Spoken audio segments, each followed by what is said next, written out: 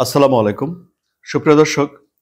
মার্কিন president Donald Trump এবার সে দেশের ফেডারেল শিক্ষা বিভাগ বা ইন এ সেন্স আপনি বলতে পারেন যে শিক্ষা মন্ত্রণালয় ভেঙে দিতে চান এবং এই জন্য তিনি একটি নির্বাহী আদেশ জারি করেছেন। নির্বাহী আদেশ হলো প্রেসিডেন্টের সেই আদেশ যা সাধারণত সবাই মেনে নেয়, কিন্তু এবারে এই যে ফেডারেল শিক্ষা বিভাগ ভেঙে দেওয়ার যে সিদ্ধান্ত নিয়েছেন ডোনাল্ড ট্রাম্প, এটি হয়তো তিনি একা বাস্তবায়ন করতে পারবেন না। এটি বাস্তবায়ন করার জন্য ডোনাল্ড ট্রাম্পকে হয়তো তাদের যে আইনসভা, হাউস অব রিপ্রেজেন্টেটিভ এবং সিনেট অর্থাৎ কংগ্রেসে এই প্রস্তাবটি নিয়ে যাওয়া লাগতে পারে। আর এই প্রস্তাব যদি কংগ্রেসে যায় তাহলে তা পাশ হওয়ার সম্ভাবনা কম আছে বলে গণমাধ্যমগুলো জানাচ্ছে। কেন? আমরা তো জানি যে ডোনাল্ড ট্রাম্প একটা ট্রাইফেক্টা বিজয় অর্জন করেছেন, অর্থাৎ হাউস অব রিপ্রেজেন্টেটিভে রিপাবলিকদের সংখ্যাগরিষ্ঠতা আছে, সিনেটের সংখ্যাগরিষ্ঠতা আছে, প্রেসিডেন্ট অফিসে তো তিনি নিজেই আছেন। তাহলে কেন ডোনাল্ড ট্রাম্পের এই চাওয়া পূরণ হওয়ার ক্ষেত্রে বাধা রয়ে গেছে? কারণ হলো যে এই প্রস্তাবটি পাশ হওয়ার জন্য সিনেটে ৬০ জন সিনেটরের ভোট লাগবে। সেখানে ডোনাল্ড ট্রাম্পের পক্ষে ৫৩ জন সিনেটরের ভোট পাওয়ার সম্ভাবনা রয়েছে। আর বাকি ৭ জন সিনেটরের ভোট পাওয়ার জন্য তাকে ডেমোক্র্যাটদের উপরে নির্ভর করতে হবে, যা এই সময়ে এসে ডোনাল্ড ট্রাম্প নাই পেতে পারেন বলেই সবার ধারণা।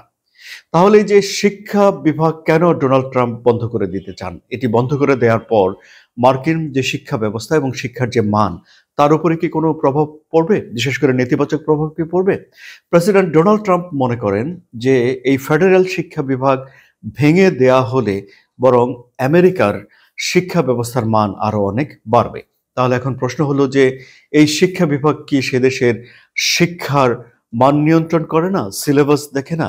এর কাজ আসলে কি? এর কাজ মান নিয়ন্ত্রণ বা সিলেবাস দেখা নয়। এর কাজ হলো যে আর্থিক ব্যবস্থাপনাটাকে হচ্ছে কিনা ঠিকঠাক মতো সেদিকে খেয়াল রাখা। এবং আপনারা জানেন সুপ্রিয় দর্শক যে এই শিক্ষা বিভাগে ফেডারেল যে প্রতিষ্ঠান তাতে ৪,৪০০ জন কর্মী কাজ করেন এবং এর জন্য বছরে ২০২৪ সালে বাজেট রাখা হয়েছিল $২৩৮ বিলিয়ন। এখন সরকারের কাজের গতিবৃদ্ধি, ব্যয় কমানো, অর্থাৎ এক কথায় বলতে গেলে সরকারের দক্ষতা নিশ্চিত করার জন্য ডোনাল্ড ট্রাম্প নতুন একটা বিভাগ বা মন্ত্রণালয় চালু করেছেন সে দেশে। সেটি হলো যে ডিপার্টমেন্ট অফ গভর্নমেন্ট এফিসিয়েন্সি, সরকারের দক্ষতা মন্ত্রণালয় বা বিভাগ। সেটি দেখভাল করার জন্য দায়িত্ব দেওয়া হয়েছে ধনকুবের এলন মাস্ককে। এলন মাস্ক কর্মী ছাঁটাই করতে পটু এবং কর্মী ছাঁটাই করে তিনি ব্যয় সংকোচন করা বা খরচ বাঁচানোর বিষয়ে তার ব্যাপক আগ্রহ রয়েছে এবং এখন তিনি এই পদ্ধতিতে এসে শিক্ষা বিভাগেও কর্মী ছাঁটাই করতে চান এবং এখানে তিনি ব্যয় সংকোচন করতে চান।